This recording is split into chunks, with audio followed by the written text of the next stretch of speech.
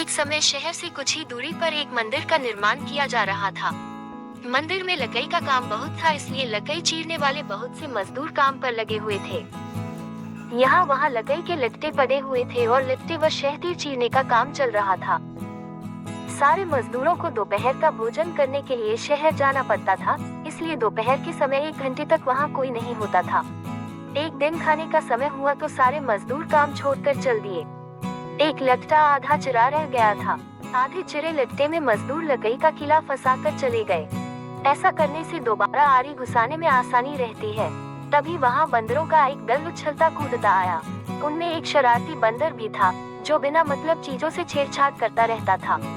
पंगे लेना उसकी आदत थी। बंदरों के सरदार ने सबको वहाँ पड़ी चीजों से छेड़छाड़ न करने का आदेश दिया। सारे बंदर पेड़ों की ओर चल दिए, पर वह शैतान बंदर सबकी नजर बचाकर पीछे रह गया और लगा दंगेबाजी करने। उसकी नजर अधरे लट्टे पर पड़ी। बस वह उसी पर पिल पड़ा और बीच में अदाए गए किले को देखने लगा।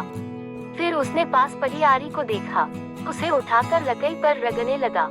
उससे किर्ररा किर्ररा की आवाज निकलने लगी तो उसने गुस्से से आरी पटक दी।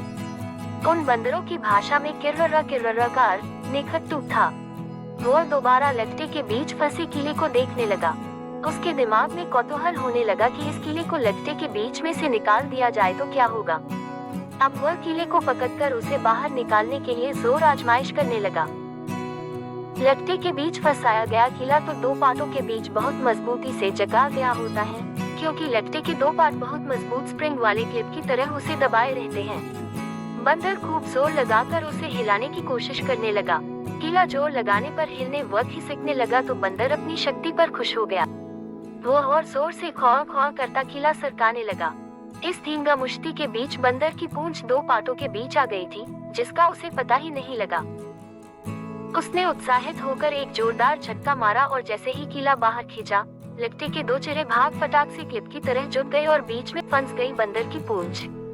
बंदर चिल्ला उठा। तभी मजदूर वहां लौटे। उन्हें देखते ही बंदर ने भागने के लिए जोर लगाया तो उसकी पूंछ टूट गई। वो चीखता हुआ टूटी पूंछ लेकर भागा।